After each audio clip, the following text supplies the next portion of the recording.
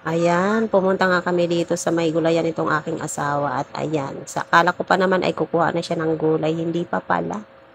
Nagtatanim na naman ng halaman, hindi ko alam kung saan na naman niya nakuha yung mga halaman na yan. Ayan, tataniman niya daw ng halaman para pag namulaklak daw ay maganda. O ayan, nandito ang person. Pumunta lang dito para mag-video-video. Ganyan naman. Ayan, di pa rin tapos yung asawa ko magtanim. Kanina pa yan. Sabi ko kumuha na ng gulay kasi nga uuwi na ako sa bahay. Pero ayan, tuloy pa rin ang pagtatanim. Namang maganda na dito, puro halaman na ang makikita mo ay puro gulay. May kubo na. Ayan, meron pang mga tanim na aratilis. Meron pa mga nakatambay doong banda. Hindi ko na nga lang na-zoom. Sarap tumambay dito. Kasi maaliwalas. Nung nakaraang punta ko dito, medyo wala pang mga damo-damo. Ngayon ang tataas na ng damo. Talagang pinaikutan ng asawa ko. Excuse me po, inuubo ang person. Pagpasensyahan nyo na. At ayan, nandito na nga kami sa kanyang gulayan. Ayan, may tanim siyang nyug at saka malunggay. Hindi pa masyadong nagdadahon yung malunggay niya. At pero siyang tanim na saging. Subali 2 puno yung saging niya. Tapos ayan sa baba, puro talbos ng kamote. Yan. At dyan sa kubo na yan, meron dyan nakatambay. Yung 2 maglolo. Ayan, ang dami niyang talbos. Narbis na nga niya yan. Naibenta na niya yan, yung iba. Pero ngayon marami pa rin. Kanina pa itong asawa ko, hindi pa rin natatapos. Ano ba naman yan? Tagal-tagal. Sabi ko kumuha na ng talbos kasi walang tao doon sa tindahan. Yung tindahan ko na walang laman. Charis. Ito nga pala yung mangga. Ayan. Tanim yan ng kapitbahay. Ayan. Meron na mga bunga. Malalaki na. Ayan, maganda yan pag nahinog. At ngayon, balik tayo dito sa gulayan nitong asawa ko. Ayun na siya. Kukuha na siya ng talbos. Talbos ng kamote.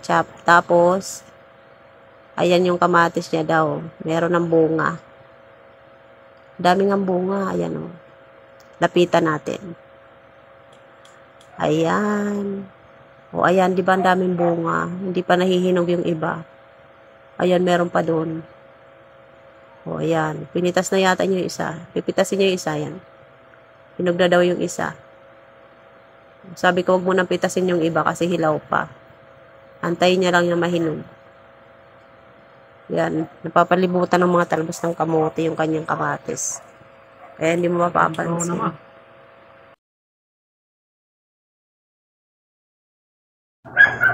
Ayan, sabi ko sa kanya, wag niya nang kalkalin dahil wala na yan. Hindi naniniwala, talagang tinitignan pa niya doon, baka meron pa daw. O di sige, tignan mo, namimilit ka, Charis. At ayun, kanyang okra. Kukunin niya, ihahalo namin yan sa isda na sabaw. Yung kasi ang gusto na ulam ng aking isang anak. Ayun, meron pala siyang tanim doon na okra, medyo nakatago. Di ba? Ang ganda dito, Hindi mo akalaing tabing ilog pala to, Merong ayan.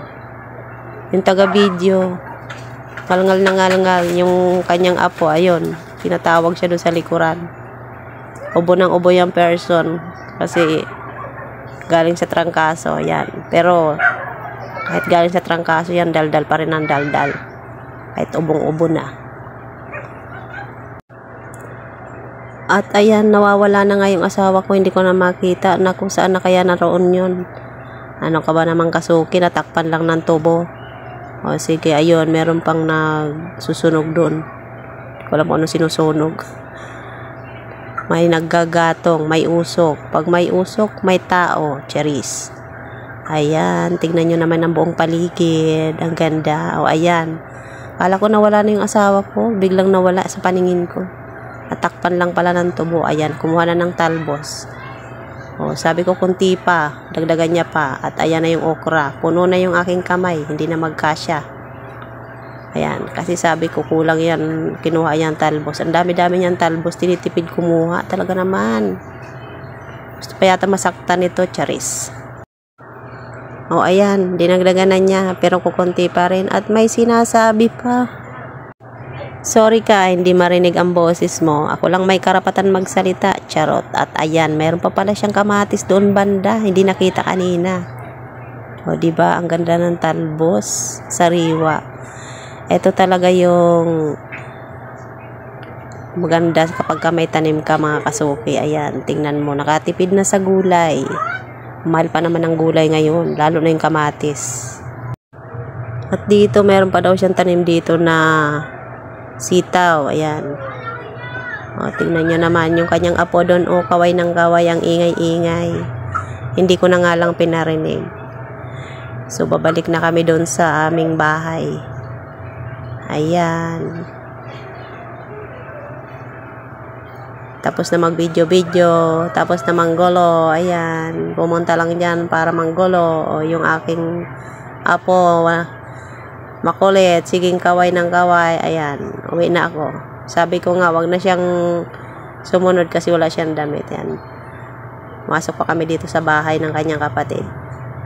Bago kami makarating dun sa gulayan, ayan. Kung saan-saan pa pumunta. Nako, ang dami pang dinaan ng bahay. Pumasok pa ng ibang bahay. Talaga to si Kasuki, oh. Oh, ngalngal na ngalngal si Kasuki. Ano kayang sinasabi niyan? Oh, nandito na sa kanyang tindahan. Ang bilis maglakad.